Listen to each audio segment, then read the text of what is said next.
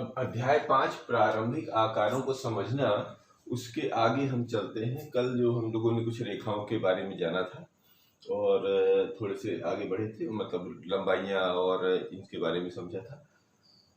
अब हम समझते हैं कि दो प्रतिच्छेदी रेखाएं परस्पर लंब कहलाती हैं यदि उनके बीच का कोण 90 डिग्री है। कैसे, इसको कैसे समझते हैं? प्रतिच्छेदी रेखाएं क्या आती है? जैसे एक रेखा ये गई और एक रेखा ये गई, अगर ये कहीं काट रही है, इसका नाम कर देते हैं हम लोग, मान लो इसका L है, इसका M है, तो ये प्रतिच्छेदी रेखाएं कहलाती हैं। और जो जहां पर ये प्रतिच्छेद करती हैं इसी को प्रतिच्छेद बिंदु कहते हैं। ये तो समझ पे, ये हम पहले पढ़ चुके हैं। ये प्रतिच्छेदी रेखाएं हैं और इस बिंदु को कह देते हैं, मान लो सपोज ये O है, तो इसी को हम कह देते हैं ये प्रतिच्छेद बिंदु। प्रतिच्छेद बिंदु, इसको हम प्रतिच्छेद बिंदु कहते हैं। लेकिन अगर ये ऐसा काटे, मान लो एक तो ऐसी जा रही है, इसका नाम मान लेते हैं L कर देते हैं, दोनों तरफ बनाते हैं, और एक ऐसे चली जाए बिल्कुल ऊपर की तरफ, ठीक है। तो देखिए दो प्रतिच्छेदी परिसर, यदि उनके बीच का कोण, ये देखिए इनके बीच का कोण यदि ये 90 डिग्री है, ठीक है, इसका नाम M कर दिए, तो L लंबवत M, ऐसा इसका लिखते हैं। ये लंबवत का चिन्ह होता है, मतलब ये कह देते हैं कि ये जो है दोनों प्रतिच्छेदी रेखाएं परस्पर लंब हैं, एक दूसरे पर लंब हैं। क्यों? क्योंकि देखिए चाहे जहां पर देखेंगे सब जगह ये 90 डिग्री, ये 90 डिग्री का चिन्ह होता है, ऐसे चौकोर वाला। तो कहीं भी अगर ऐसा चौकोर चिन्ह मिल जाएगा तो हम समझ जाएंगे, यानी कोण के बनने का जो कोण अमूमन हम लोग कैसे बनाते हैं, ऐसे ऐसे दर्शाते हैं। लेकिन अगर उसी को दर्शाने में ऐसा चौकुट्टा दिखा दे, मतलब ये जो है ऐसा चौकोर बना दे, तो वो कहलाता है 90 डिग्री। ये 90 नहीं भी लिखा होगा तो भी हम कहेंगे कि ये चिन्ह 90 डिग्री का है, यानी समकोण का है। तो दो प्रतिच्छेदी रेखाएं परस्पर लंब कहलाती हैं ये यदि उनके बीच का कोण 90 डिग्री हो। ये बात समझ में आई?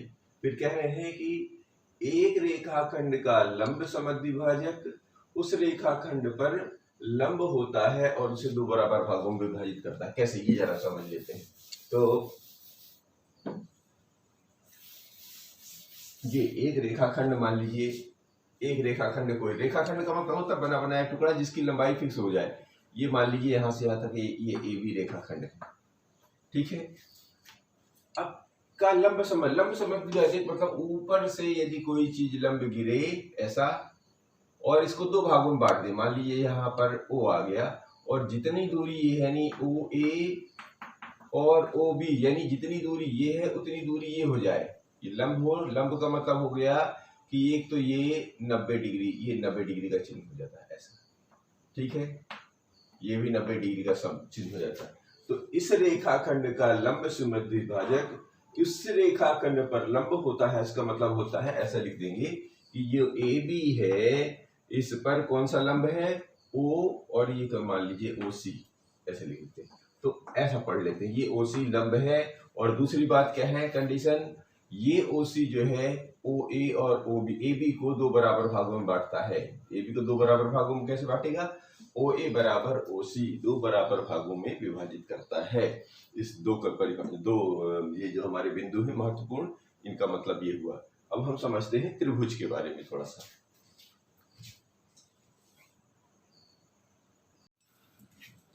अब हम इसमें त्रिभुज समझने की कोशिश करते हैं। तो त्रिभुज के लिए हमने एक चार्ट बनाया है, देखिए इसमें क्या दर्शाया गया है कि त्रिभुजों को दो प्रकार से हम समझेंगे।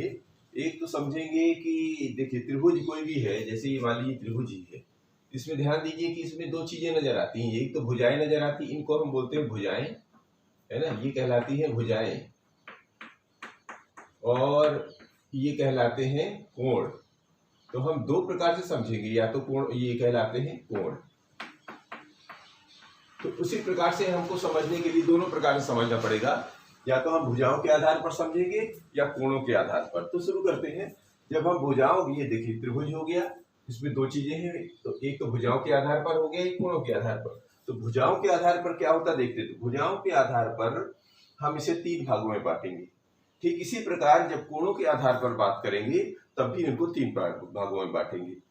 तो जो पहला भाग है भुजाओं के आधार पर, उसको बोलते हैं समबाहु त्रिभुज। सम माने होती है ये सब भुजाएं, बाहु माने भुजाएं, बाहु माने भुजाएं, बाहु माने भुजा सीधा, जैसे हमारी बाह है ना, ये बाह, ये भुजा कहलाती है। तो इसकी भुजाएं कौन सी हैं? ये जितने ही सब बाहु भुजाएं कहलाती हैं, समझ में है। और इन भुजाओं के बीच का जो क्षेत्र होता है, ये जो जगह निकलती है, इसी को हम लोग कोण कह देते हैं। कोने जो बनते हैं ये कोण कहलाते हैं। तो समबाहु त्रिभुज में कैसा होता है? ऐसा त्रिभुज जिसकी सभी भुजाएं समान हो या बराबर हो।